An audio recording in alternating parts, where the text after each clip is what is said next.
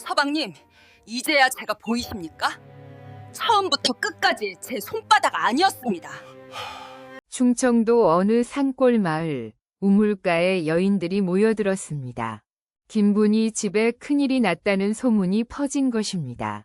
아이고, 분이 씨, 들었어?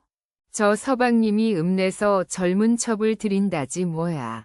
세상에 15년을 해로했는데 이제 와서 첩이라니. 그것도 20 남짓한 색시를 들인다잖아. 아낙네들은 저마다 혀를 끌끌 차며 분이의 신세를 안타까워했습니다. 그런데 말입니다.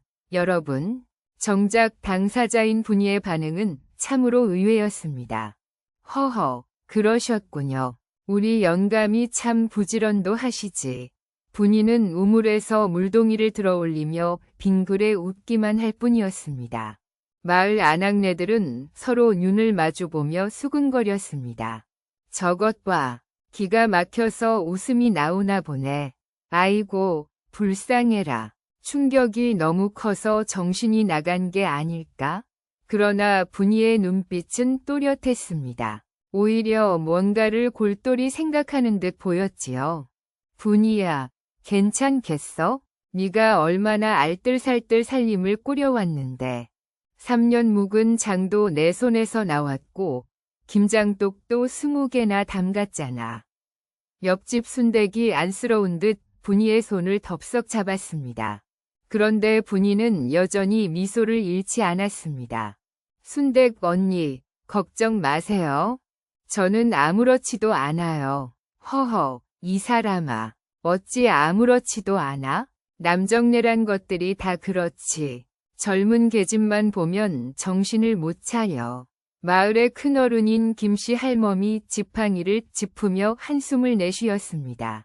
그러자 분이가 물동이를 머리에 인 채 조용히 말했습니다. 할머니, 제가 한 가지 묻겠습니다. 밭에 돌이 있으면 어찌하시나요? 그야 치워야지. 만약 큰 바위라서 당장 못 치우면요? 글쎄. 그럼 일단 두고 농사를 짓다가 때를 봐서 치우겠지. 분이는 고개를 끄덕이며 빙그레 웃었습니다. 저도 그리 하렵니다. 바위를 치울 때가 올 때까지 일단은 농사를 지어야지요. 아낙네들은 분이의 말뜻을 알듯 말듯 했습니다. 그저 측은한 마음에 한마디씩 덧붙일 뿐이었지요. 아이고, 그래도 네가 얼마나 마음 아프겠니. 그러나 분이의 입가에는 여전히 미소가 걸려 있었습니다. 아니, 자세히 보면 그것은 그저 웃음이 아니었습니다. 뭔가 깊은 속셈이 담긴 알 수 없는 미소였지요. 그날 저녁, 분이는 집으로 돌아와 부엌 찬장을 열어보았습니다. 장독대를 살피고 곳간에 곡식을 헤아리고 마루 및 항아리들을 하나하나 들여다보았습니다. 그러고는 작은 보자기 하나를 꺼내 펼쳤습니다. 보자기 안에는 온갖 약재들이 가지런히 쌓여 있었습니다. 어머니에게서 물려받은 것들이었지요. 분이는 그 약재들을 하나씩 손에 들어 살펴보며 중얼거렸습니다. 이제 쓸 때가 왔구나. 여러분, 이 대목에서 한번 생각해 보십시오. 과연 분이는 무슨 생각을 하고 있었던 걸까요? 사흘 뒤 대문 밖에서 수레 소리가 요란하게 들려왔습니다.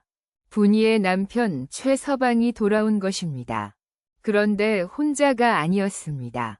여보, 내가 왔어. 최서방의 목소리는 어딘가 어색했습니다.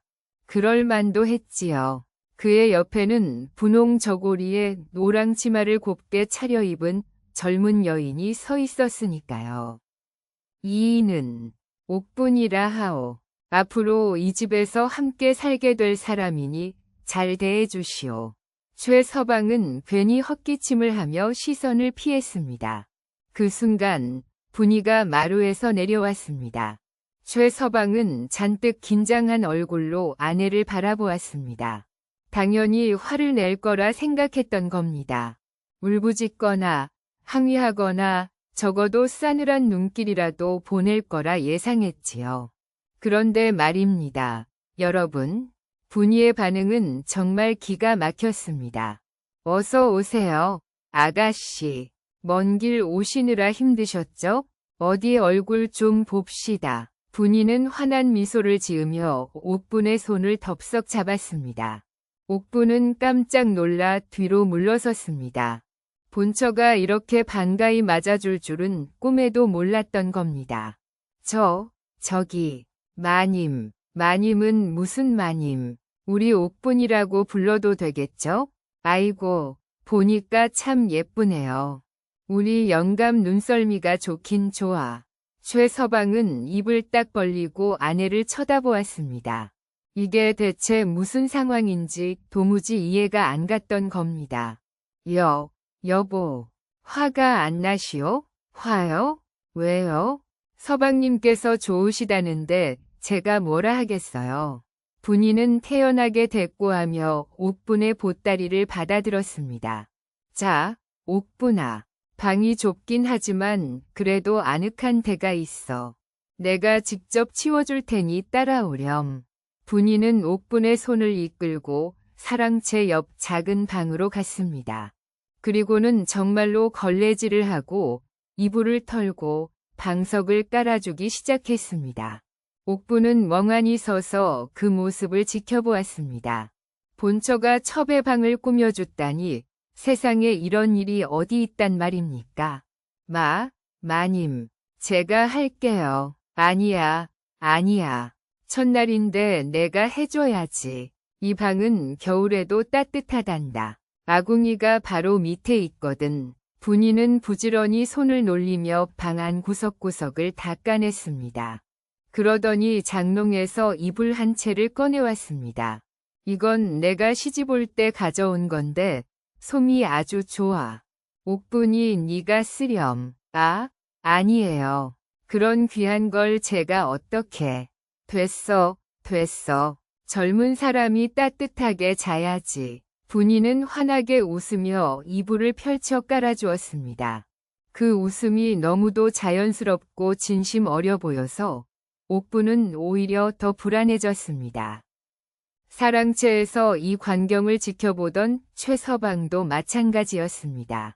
아내가 이렇게 순순히 받아들일 리가 없었습니다. 15년을 함께 산 아내였습니다. 한 번도 화를 내지 않는 법이 없었는데 오늘은 웬일일까요? 그날 밤 분이는 부엌에서 저녁상을 차렸습니다. 평소보다 훨씬 푸짐하게 말입니다. 된장찌개에 생선구이, 나물 반찬까지 정갈하게 담아냈지요. 옥분아, 이리 와서 같이 먹자. 예? 저는 제 방에서. 무슨 소리야. 식구인데 함께 먹어야지. 분이는 옥분을 마루로 불러 앉혔습니다. 그리고 밥그릇에 밥을 수북이 퍼주었습니다. 어서 먹어. 많이 먹어야 해. 옥분은 떨리는 손으로 수저를 들었습니다. 이상했습니다. 분명 맛있는 음식인데 왠지 목으로 넘어가지 않았습니다. 저 앞에서 미소 짓고 있는 본처의 얼굴이 자꾸만 신경 쓰였던 겁니다. 여러분이라면 어떻게 하셨겠습니까? 본처가 이렇게 친절하게 대해준다면 과연 마음 편히 받아들일 수 있겠습니까? 최서방은 밥상 앞에 앉아 아내의 얼굴을 슬금슬금 살폈습니다. 그러나 분이는 여전히 온화한 미소만 짓고 있을 뿐이었습니다. 그날 밤, 옥분은 새로 꾸민 방에 누웠지만 잠을 이룰 수가 없었습니다. 창밖에서는 가을벌레 소리만 요란했고 어둠 속에서 온갖 상상이 떠올랐습니다. 바로 그때 툇마루를 지나가는 발소리가 들렸습니다. 분이었습니다. 옥분은 숨을 죽이고 귀를 기울였습니다. 분이는 장독대 앞에 멈춰 섰습니다. 그리고는 달빛 아래서 뭔가를 꺼내 들여다보았습니다. 작은 항아리였습니다. 이제 시작이구나. 분이의 중얼거림이 희미하게 들려왔습니다. 그 목소리는 낮에 들었던 것과는 사뭇 달랐습니다. 차갑고 단호했습니다. 옥분은 이불을 턱까지 끌어올리며 몸을 잔뜩 움츠렸습니다. 그 순간 등골이 서늘해지는 것을 느꼈습니다. 그 이튿날부터 분이의 특별한 보살핌이 시작되었습니다. 동이 트기도 전 분이는 부엌에 불을 지폈습니다. 무쇠솥에 물을 붓고 찬장 깊숙한 곳에서 작은 항아리를 꺼내왔지요.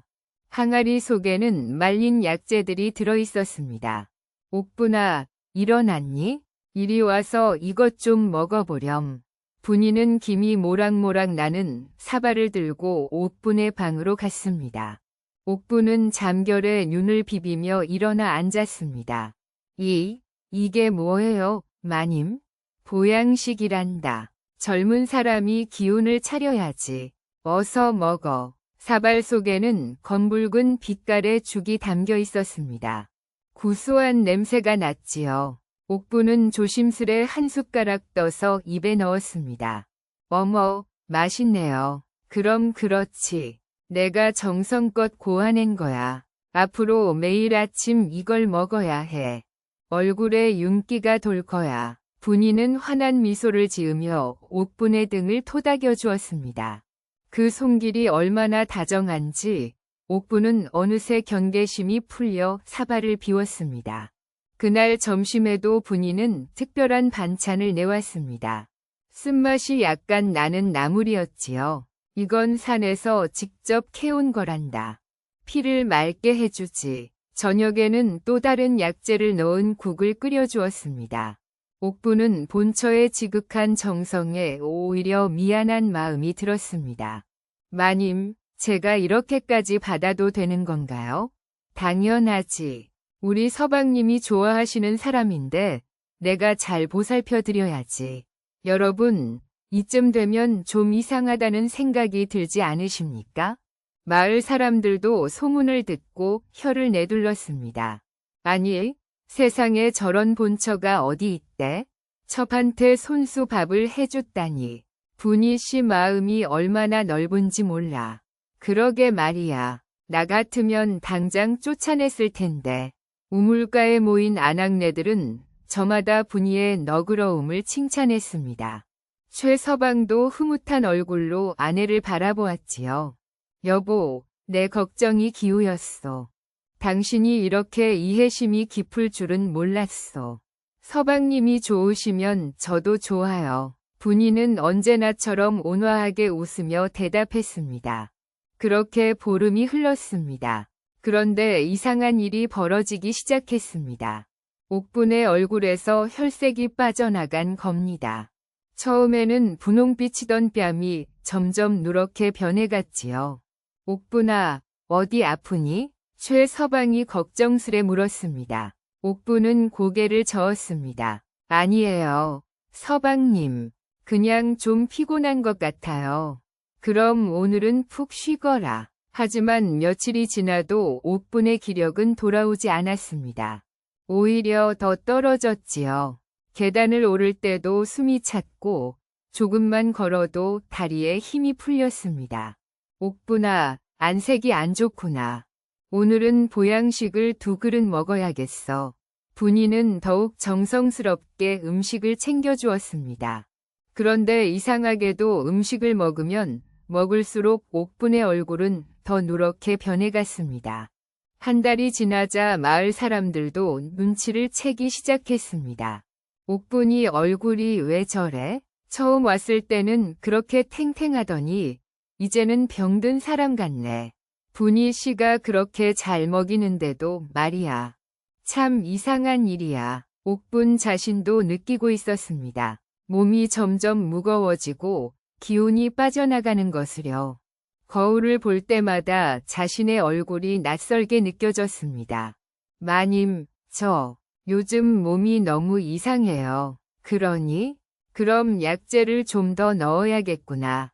기운을 북돋워 줘야지. 분이는 여전히 다정한 목소리로 대답하며 또다시 부엌으로 향했습니다. 그 뒷모습을 바라보는 옥분의 눈빛에 처음으로 의심의 빛이 스쳤습니다. 자, 여러분, 과연 분이가 먹이는 그 보양식에는 무엇이 들어있었던 걸까요? 어느 날 밤, 옥분은 식은땀을 흘리며 잠에서 깼습니다. 온몸이 나른하고 기운이 하나도 없었지요. 이불을 걷어차고 일어나려 했지만 다리에 힘이 들어가지 않았습니다. 신음소리가 저절로 새어나왔습니다. 그 소리를 듣고 최서방이 달려왔습니다. 옥분아, 무슨 일이냐? 서방님, 몸이 너무 아파요. 일어날 수가 없어요. 최서방은 깜짝 놀라 옥분의 이마에 손을 대어보았습니다. 열은 없었지만 얼굴이 마치 한지처럼 하얗게 질려 있었습니다. 여보, 어서 와보시오. 최서방의 급한 목소리에 분이가 나타났습니다. 손에는 등잔을 들고 있었지요. 왜 그러세요? 서방님, 옥분이가 아프다오. 어서 약을 좀 달려주시오. 분이는 옥분의 얼굴을 찬찬히 살펴보았습니다. 그러고는 고개를 끄덕였습니다. 걱정 마세요. 서방님, 제가 좋은 약을 알고 있어요. 금방 낫게 해드릴게요. 분이는 곧장 부엌으로 향했습니다. 약탕기를 꺼내고 찬장에서 여러 가지 약재를 꺼내놓았지요. 무쇠솥에 물을 붓고 불을 지폈습니다. 달빛 아래서 분이의 손길은 매우 익숙했습니다. 마치 수십 번도 더 해본 일인 듯 능숙하게 약재를 다듬고 썰고 솥에 넣었습니다. 잘 낫게 해드려야지. 분이는 작게 중얼거리며 약을 다리기 시작했습니다. 곧 부엌에서 쓴 약 냄새가 퍼져나왔습니다. 1시경쯤 지났을까요? 분이가 김이 모락모락 나는 약사발을 들고 옥분의 방으로 들어왔습니다. 자, 옥분아, 이거 마시면 금방 나을 거야. 옥분은 떨리는 손으로 사발을 받았습니다. 약은 검붉은 빛깔에 쓴 냄새가 코를 찔렀습니다. 어서 마셔. 식으면 효과가 없어. 최서방도 옆에서 재촉했습니다. 옥분은 눈을 질끈 감고 약을 들이켰습니다. 쓰디쓴 맛이 목구멍을 타고 내려갔지요. 다 마셨니? 잘했어. 분이는 빈 사발을 받아들었습니다. 그러고는 최서방을 향해 고개를 돌렸습니다. 서방님, 환자는 푹 쉬어야 해요. 나가 계시죠. 그러겠어. 최서방이 방을 나가자 분이는 옥분의 이불을 덮어주며 몸을 숙였습니다. 그리고는 옥분의 귀에 대고 나직하게 속삭였습니다. 옥분아, 잘 들어. 서방님 사랑을 독차지하려면 이 약을 계속 먹어야 해. 옥분의 눈이 휘둥그레졌습니다. 마님, 쉿, 조용히 해. 이건 우리 어머니가 물려주신 비방이란다. 아주 귀한 거야. 분이의 목소리는 여전히 다정했지만 어딘가 섬뜩한 기운이 감돌았습니다. 매일매일 먹으면 서방님이 너만 보게 돼. 내 말 믿지? 그렇지만 아니면 안 먹을래? 그럼 서방님 사랑을 잃게 될 텐데. 여러분이라면 어떻게 하셨겠습니까? 이 말을 믿으시겠습니까? 옥분은 말문이 막혔습니다. 분이는 환하게 웃으며 옥분의 손을 꼭 잡았습니다. 걱정 마. 내가 매일 정성껏 달려줄게.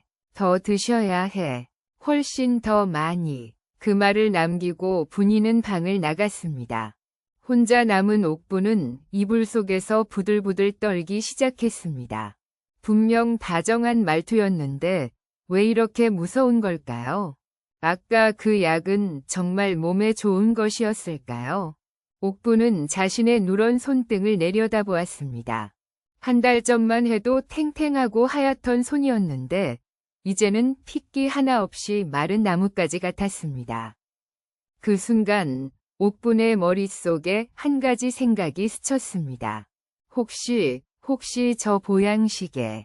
하지만 그 생각을 끝까지 이어가기도 전에 문 밖에서 분이의 목소리가 들려왔습니다. 옥분아, 내일 아침에도 특별한 보양식을 해줄게. 푹 자거라. 그 다정한 목소리가 옥분에게는 이제 저승사자의 속삭임처럼 들렸습니다. 그날 밤, 옥분은 잠을 이룰 수가 없었습니다. 분이가 남긴 그 말이 자꾸만 귓가에 맴돌았지요. 서방님 사랑을 독차지하려면 더 드셔야 한다. 옥분은 이불 속에서 자신의 몸을 만져보았습니다.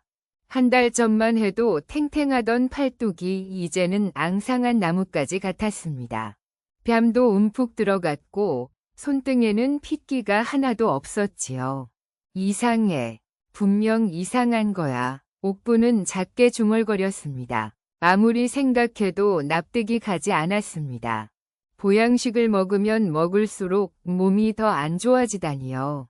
동이 트자마자 옥부는 방문을 살짝 열고 밖을 살폈습니다.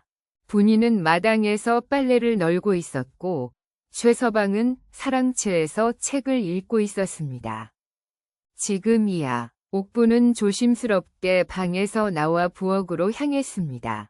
다리가 후들거렸지만 꾹 참았지요. 부엌 문을 열자 익숙한 약재 냄새가 코를 찔렀습니다. 찬장을 열어보니 여러 개의 항아리가 놓여 있었습니다. 옥부는 떨리는 손으로 항아리 뚜껑을 하나씩 열어보았습니다. 첫 번째 항아리에는 말린 대추가, 두 번째에는 인삼이 담겨 있었습니다. 이건 괜찮은데. 그런데 맨 안쪽 작은 항아리를 열었을 때 옥분의 손이 멈췄습니다. 검은빛이 도는 말린 풀뿌리와 이상한 색깔의 가루들이 담겨 있었던 겁니다. 옥분은 조심스럽게 그것을 꺼내 코에 가져다 대었습니다. 코를 찌르는 쓴 냄새가 났지요. 분명 지금까지 먹었던 보양식에서 나던 그 냄새였습니다.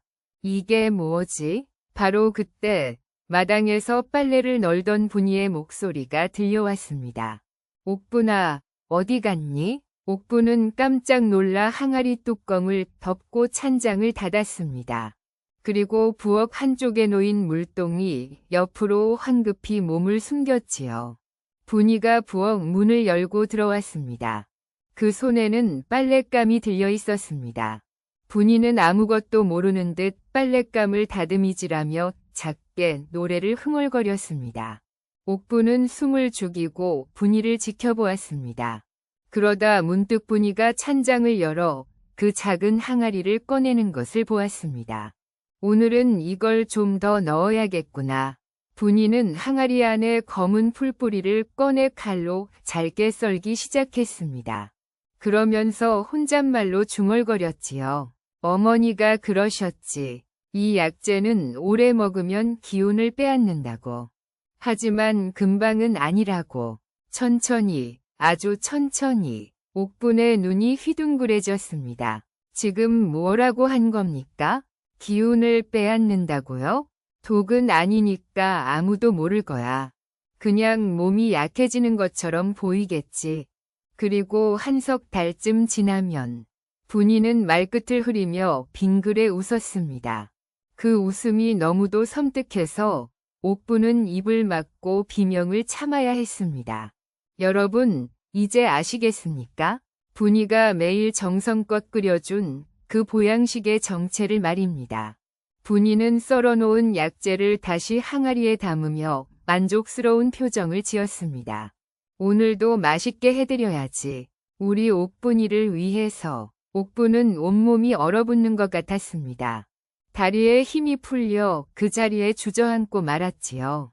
그 바람에 물동이가 기울어져 바닥에 물이 쏟아졌습니다. 철벅, 누구야? 분이가 휙 돌아섰습니다. 옥분과 분이의 눈이 마주쳤습니다. 한동안 둘은 말없이 서로를 바라보았지요. 옥분아, 거기서 뭐 하고 있었니?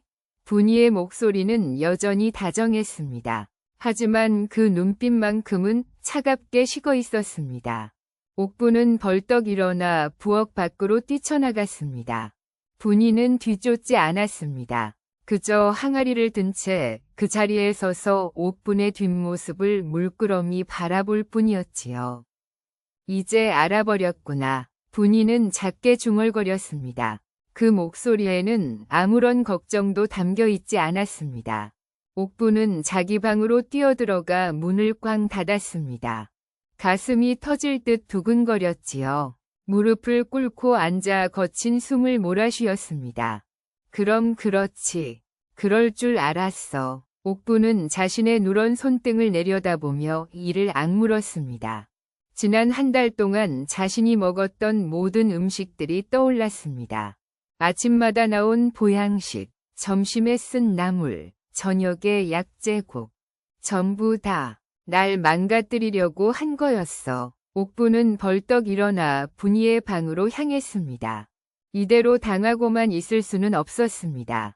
분이의 방문을 거칠게 열었지요. 마님, 분이는 방 안에서 바느질을 하고 있었습니다. 옥분의 다급한 목소리에도 고개조차 들지 않았습니다. 왜 그러니, 옥분아? 마님이 저한테 준 그 보양식이. 사실은, 옥분은 떨리는 목소리로 따져 물었습니다. 하지만 분이는 여전히 바느질에만 집중할 뿐이었지요. 보양식이 어쨌다는 거니? 몸에 해로운 거 아니었어요? 제가 봤어요. 부엌에서 마님이 하시는 말씀을 다 들었다고요. 그제야 분이가 바늘을 멈추고 고개를 들었습니다. 그 얼굴에는 여전히 온화한 미소가 걸려 있었습니다.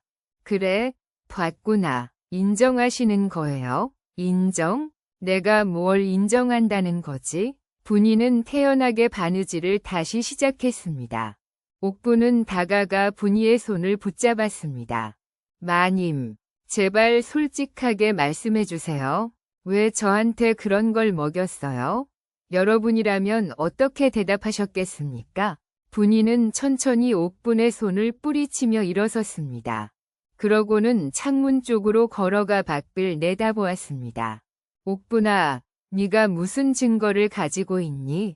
네? 증거 말이야. 내가 너한테 해로운 걸 먹였다는 증거. 옥분은 말문이 막혔습니다. 증거라니요? 분이가 항아리에서 꺼낸 그 약재들은 이미 무쇠솥에 들어갔을 겁니다. 그렇지만 제가 직접 봤어요. 마님이 말씀하시는 것도 들었고요. 누가 믿어주겠니? 분이는 여전히 창밖을 보며 차분하게 말했습니다. 서방님께 말씀드리면? 서방님이 믿어주실까? 내가 15년을 정성껏 모셔온 아내인데. 그럼 마을 사람들은 이미 다 알고 있어. 내가 너를 얼마나 잘 돌봐줬는지. 손수 보양식을 끓여주고 약까지 다려줬다는 걸. 오히려 네가 은혜도 모르고 본처를 모함한다고 할걸? 옥분의 얼굴이 창백하게 질렸습니다. 분이의 말이 맞았습니다. 지난 한 달 동안 마을 사람들은 모두 분이의 너그러움을 칭찬했었지요. 그럼 저는 어떡하라고요? 분이가 천천히 옥분을 돌아보았습니다. 그 눈빛에는 이제 온화함이라고는 찾아볼 수 없었습니다. 계속 드시면 돼. 뭐라고요? 내가 해주는 보양식 말이야. 앞으로 3년만 더 드시면 돼. 3년. 그 말에 옥분은 등골이 오싹해졌습니다. 한 달 만에 이렇게 망가졌는데 3년을 더 먹으면 어떻게 될까요? 마님, 제발. 안 먹고 싶으면 안 먹어도 돼. 하지만 그러면 서방님께서 뭐라고 하실까? 본처가 이렇게 정성껏 보살펴주는데 첩이 거부한다? 그럼 누가 못된 사람이 되는 거지? 분이는 한 걸음 한 걸음 옥분에게 다가왔습니다. 옥분은 뒷걸음질 쳤지만 곧 벽에 등이 닿았습니다. 옥분아, 잘 들어. 나는 아무 잘못도 안 했어. 그저 새 식구를 위해 정성껏 보양식을 만들어드렸을 뿐이야. 네가 몸이 약한 건 내 탓이 아니지. 하지만 오늘 저녁에도 특별한 걸 끓여줄게. 오늘 건 정말 좋은 약재를 넣을 거야. 기대해도 좋아. 분이는 빙그레 웃으며 옥분의 어깨를 토닥여 주었습니다. 그 손길이 얼마나 차가운지 옥분은 온몸에 소름이 돋았습니다. 자, 여러분, 이제 옥분은 어떻게 해야 할까요? 분이는 옥분을 남겨둔 채 방을 나섰습니다. 문지방을 넘으며 마지막으로 한마디를 덧붙였지요. 참, 오늘 보양식에는 특별히 좋은 걸 넣을 거니까. 한 그릇이 아니라 2그릇 드셔야 해. 알았지? 문이 닫혔습니다. 옥분은 그 자리에 주저앉아 몸을 부들부들 떨었습니다. 3년이라는 말이 머릿속에서 맴돌았습니다. 어떡하지? 어떻게? 창밖에서는 분이가 부엌으로 향하는 모습이 보였습니다. 그 손에는 또다시 작은 항아리가 들려 있었지요. 밤이 깊었습니다. 옥부는 방 안에서 보따리를 싸기 시작했습니다. 손이 부들부들 떨렸지만 멈출 수가 없었지요. 3년을 더 먹으라고? 차라리 죽는 게 낫지. 옥부는 가져온 옷까지 몇 벌을 보따리에 구겨 넣었습니다. 비녀 하나, 버선 2켤레. 그게 전부였습니다. 최 서방이 사준다던 금가락지도 비단 치마도 아직 받지 못했으니까요. 이 집에 들어온 게 잘못이었어. 옥부는 창문 밖을 살폈습니다. 사랑채에서는 최 서방의 코 고는 소리가 들려왔습니다. 안채는 조용했습니다. 분이도 잠든 모양이었지요. 지금이야. 지금 아니면 기회가 없어. 옥부는 보따리를 등에 메고 방문을 살며시 열었습니다. 문지방을 넘을 때 삐걱 소리가 났지만 다행히 아무도 깨어나지 않았습니다. 마당을 가로질러 대문으로 향했습니다. 달빛만이 그 길을 비춰주었지요. 대문 빗장을 조심스럽게 들어올렸습니다. 그런데 말입니다. 여러분, 바로 그 순간이었습니다. 어딜 가려고 그러시오? 옥부는 깜짝 놀라 뒤를 돌아보았습니다. 최 서방이 사랑채 마루에 서 있었습니다. 잠옷 차림이었지만 눈만큼은 또렷했지요. 서방님, 한밤중에 보따리를 싸서 어딜 간다는 거요? 최 서방이 성큼성큼 다가왔습니다. 옥부는 보따리를 꼭 껴안으며 뒷걸음질 쳤습니다. 저는 이 집을 떠나야겠어요. 떠나? 갑자기 왜? 저를 죽이려고 하잖아요. 옥분의 목소리가 떨렸습니다. 최 서방은 어이없다는 듯 고개를 저었지요. 무슨 소리요? 누가 당신을 죽이려고 한다는 거요? 마님이요. 마님이 저한테 이상한 걸 먹였어요. 보양식이라면서 사실은 몸을 망가뜨리는 약재를. 허허, 이 사람이 정말. 최 서방은 헛웃음을 지었습니다. 그 웃음이 옥분의 가슴을 더욱 답답하게 만들었지요. 제 말 안 믿으시는 거예요? 내 아내가 얼마나 정성껏 당신을 돌봐줬는데, 손수 보양식을 끓이고 약까지 다려주고, 그런데 이제 와서 독을 먹였다니. 말이 되는 소리요? 하지만 당신 몸이 안 좋은 건 원래 허약해서 그런 거요. 내 아내 탓이 아니라고. 여러분이라면 믿어주셨겠습니까? 15년을 함께 산 아내와 한 달밖에 안 된 첩 중에 누구 편을 드시겠습니까? 옥부는 그제야 깨달았습니다. 분이의 말이 맞았구나. 아무도 자기 말을 믿어주지 않을 거라는 걸. 어서 방으로 돌아가시오. 밤 공기가 차니 몸에 더 안 좋소. 최 서방이 옥분의 팔을 잡으려 했습니다. 그 순간 옥분이 비명을 질렀습니다. 싫어요. 저 안 돌아갈 거예요. 옥분은 최 서방의 손을 뿌리치고 대문을 박차고 나갔습니다. 최 서방이 급히 뒤쫓았지요. 옥분, 거기서. 하지만 옥분은 돌아보지 않았습니다. 어둠 속을 향해 있는 힘껏 달렸습니다.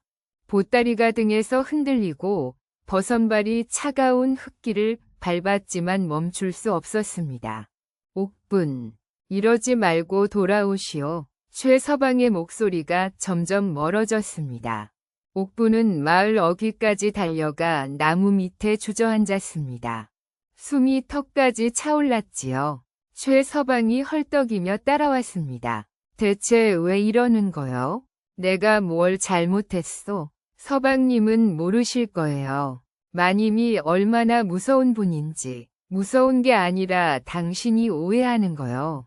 오해가 아니에요. 옥분이 소리쳤습니다. 그 목소리에 마을 개들이 짖기 시작했지요. 마님이 그러셨어요. 3년을 더 먹으라고. 그럼 제가 어떻게 되는지 아세요? 이대로 죽는 거예요. 그건 당신 생각일 뿐이요. 내 아내는 절대 그런 사람이 아니요. 믿으시든 말든 상관없어요. 저는 이 집에 다시는 안 돌아갈 거예요. 차라리 굶어 죽을지언정. 옥부는 보따리를 다시 메고 일어섰습니다. 최서방이 앞을 막아섰지만 옥부는 옆으로 돌아 피했습니다. 옥분, 제발 정신 차리시오. 정신 차려야 할 사람은 서방님이에요. 마님한테 속고 계시는 거라고요. 옥부는 다시 어둠 속으로 걸어 들어갔습니다. 최서방은 한참을 서서 그 뒷모습을 바라보다가 결국 고개를 떨구고 집으로 돌아갔습니다.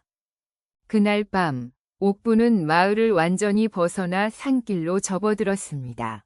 어디로 가야 할지도 모른 채 그저 저 집에서 멀리 떨어지고 싶을 뿐이었습니다.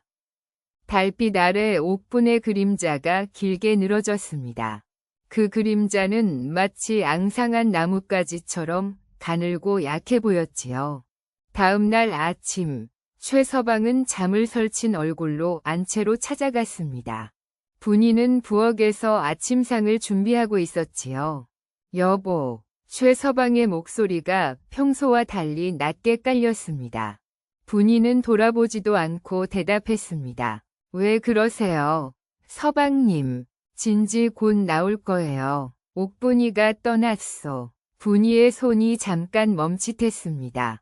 하지만 금방 다시 움직이기 시작했지요. 그러셨군요. 그러셨군요. 그게 다요? 최서방이 목소리를 높였습니다. 분이는 여전히 등을 돌린 채 국을 저었습니다. 제가 뭐라고 해야 하는데요? 당신이 대체 무슨 짓을 한 거요? 그제야 분이가 국자를 내려놓고 천천히 돌아섰습니다. 그 얼굴에는 여전히 온화한 미소가 걸려 있었습니다. 무슨 짓이라니요? 무슨 말씀이세요? 옥분이가 그러던데 당신이 이상한 약재를 먹였다고. 보양식이 아니라 몸을 망가뜨리는 걸 먹였다고 말이오. 분이는 잠시 최서방을 가만히 바라보았습니다. 그러고는 조용히 물었습니다. 서방님은 그 말을 믿으세요? 나는 최서방은 말을 잇지 못했습니다. 분이가 한 걸음 다가왔습니다. 저는 정성을 다했을 뿐이에요. 매일 아침 일찍 일어나 보양식을 끓이고 약을 다리고 옷을 빨아주고 방을 치워줬어요. 제가 뭘 잘못했나요? 하지만 옥분이 얼굴이 점점 누렇게 변하지 않았소? 몸도 점점 약해지고 그건 원래 몸이 허약해서 그런 거예요. 저를 탓하실 건가요? 여러분, 이 상황을 한번 생각해 보십시오. 과연 누구 말이 맞는 걸까요? 최서방은 마루에 주저앉았습니다. 머리가 복잡했지요. 15년을 함께 산 아내를 믿어야 할까요? 아니면 한 달 전에 드린 첩의 말을 믿어야 할까요? 여보, 솔직하게 말해주시오. 정말 아무것도 안 한 거요? 분이는 최서방 앞에 무릎을 꿇고 앉았습니다. 그리고는 그의 손을 꼭 잡았습니다. 서방님, 저를 믿으세요. 저는 그저 새 식구를 잘 보살펴 드리려고 했을 뿐이에요. 그럼 왜 옥분이가 그런 말을 하고 도망을 간 거요? 그건 아마도 본처인 제가 너무 잘해주니까 미안했던 게 아닐까요? 죄책감을 이기지 못해서요. 분이의 대답은 그럴듯했습니다. 최서방은 고개를 끄덕일 뻔했지만 문득 한 가지가 떠올랐습니다. 그런데 옥분이가 부엌에서 당신이 하는 말을 들었다고 했어. 약재가 몸에 해롭다는 걸 알면서도 먹였다고. 분이의 눈빛이 순간 차갑게 변했습니다. 하지만 금방 다시 온화한 미소로 돌아왔지요. 서방님, 부엌에 가보실래요? 응? 제가 쓴 약재들을 직접 보세요. 전부 몸에 좋은 것들이에요. 분이는 최서방의 손을 잡고 부엌으로 갔습니다. 찬장을 열어 항아리들을 하나씩 보여주었지요. 이건 대추, 이건 인삼, 이건 황기. 전부 보양에 좋은 약재들이에요. 어디 해로운 게 있나요? 최서방은 항아리들을 들여다보았습니다. 정말 그랬습니다. 전부 익히 아는 약재들이었지요. 그럼 옥분이가 본 그 검은 약재는? 아, 그건 아마 영지버섯일 거예요. 색깔이 검어서 무섭게 보일 수는 있지만 기력을 북돋워주는 귀한 약재예요. 분이는 맨 안쪽 항아리를 꺼내 보여주었습니다. 정말 영지버섯이 담겨 있었습니다. 자, 서방님도 한번 드셔보세요. 몸에 좋답니다. 최서방은 입을 다물었습니다. 증거가 없었습니다. 분이가 나쁜 짓을 했다는 어떤 증거도 없었지요. 믿어주시겠어요, 서방님? 분이가 애원하듯 물었습니다. 최서방은 천천히 고개를 끄덕였습니다. 알겠소. 내가 의심한 게 잘못이었소. 고마워요, 서방님. 분이는 환하게 웃으며 최서방을 안았습니다. 하지만 최서방의 등 너머로 보이는 분이의 눈빛은 전혀 웃고 있지 않았습니다. 그날 저녁, 최서방은 사랑채에 혼자 앉아 있었습니다. 아내의 설명을 들으니 이해가 되는 것 같기도 했습니다. 하지만 마음 한구석이 계속 불편했지요. 정말 아무 일도 없었던 걸까? 최서방은 문득 옥분이의 얼굴을 떠올렸습니다.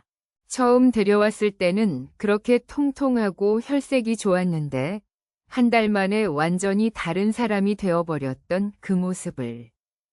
설마 정말. 최서방의 등에 식은땀이 흘렀습니다. 그 순간 안채에서 분이의 노랫소리가 들려왔습니다. 평소처럼 밝고 경쾌한 목소리였지요.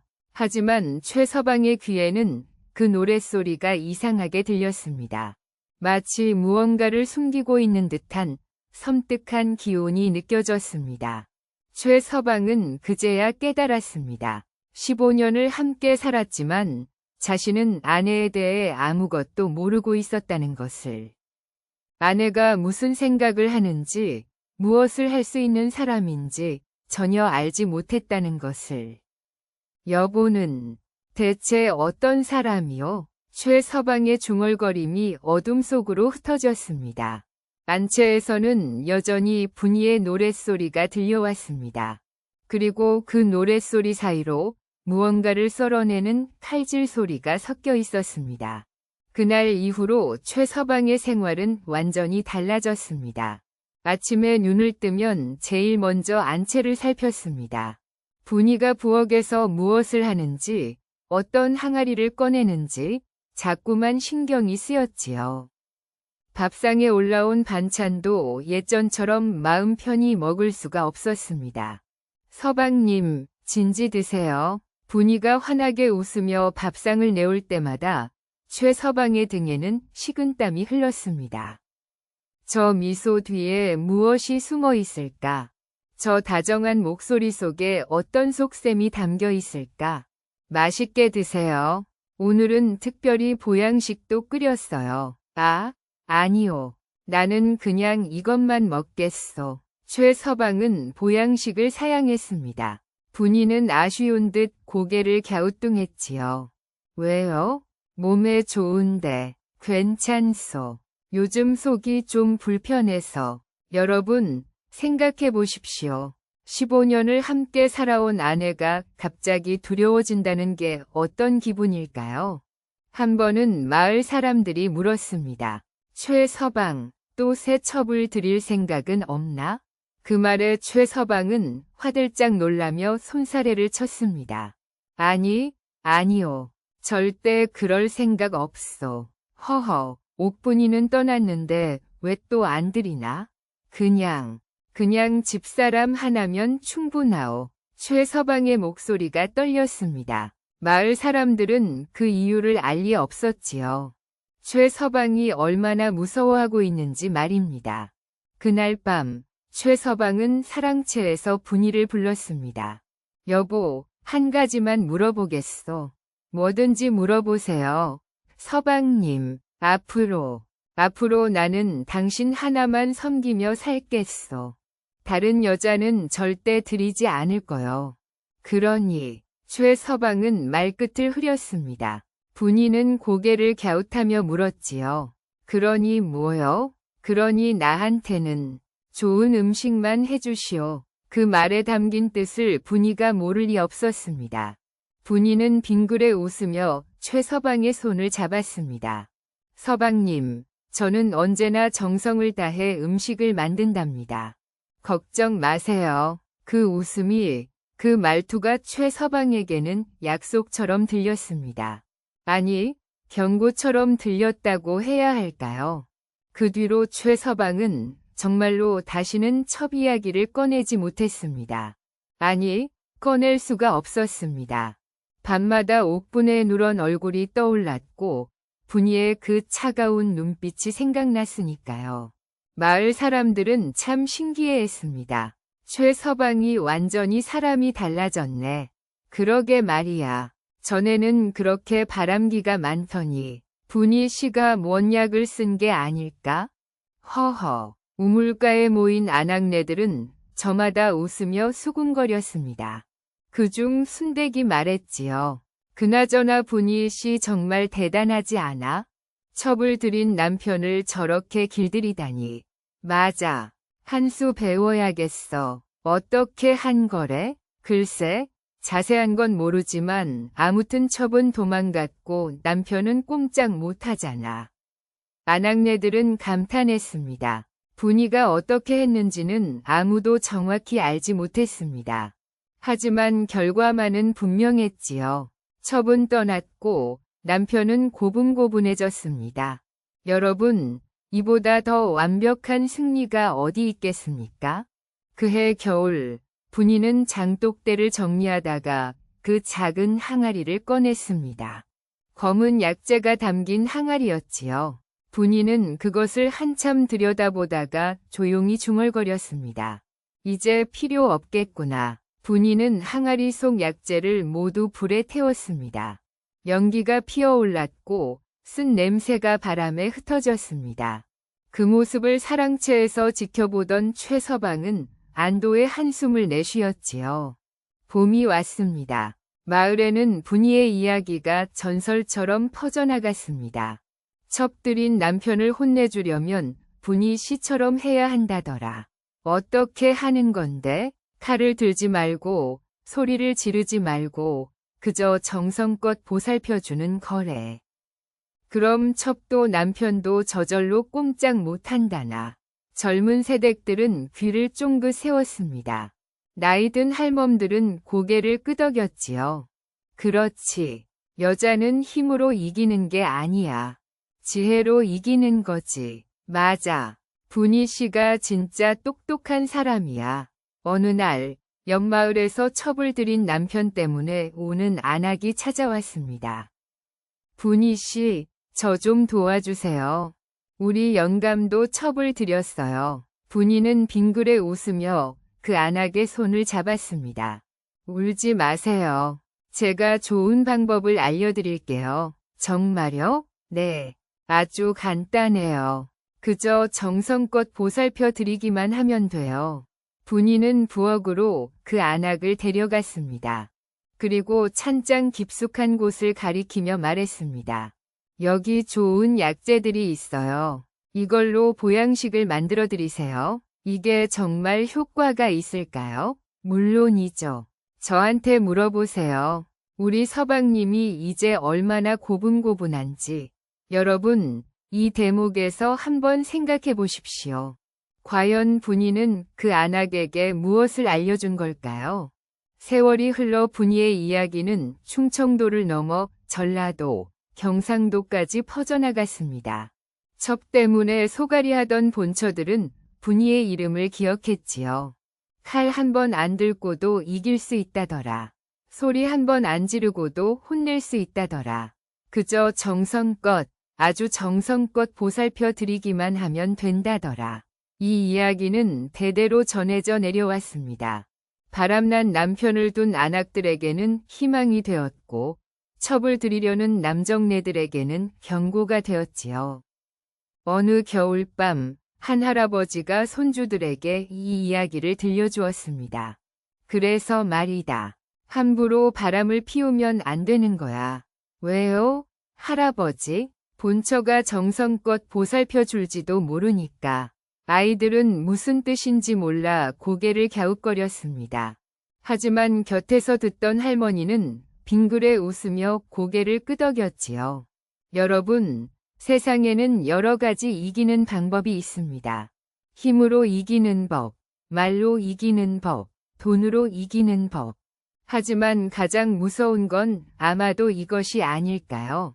아무것도 안 한 것처럼 보이면서 모든 걸 이기는 법 말입니다. 칼 한 번 안 들고도, 소리 한 번 안 지르고도 그저 정성껏 보살펴 주기만 해도 이길 수 있다는 것. 분이는 그것을 세상에 보여준 겁니다.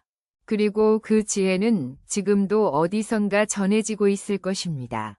여러분의 할머니, 어머니, 그리고 아내도 어쩌면 알고 계실지 모릅니다. 조용하지만 무서운 그 한 수의 지혜를 말입니다.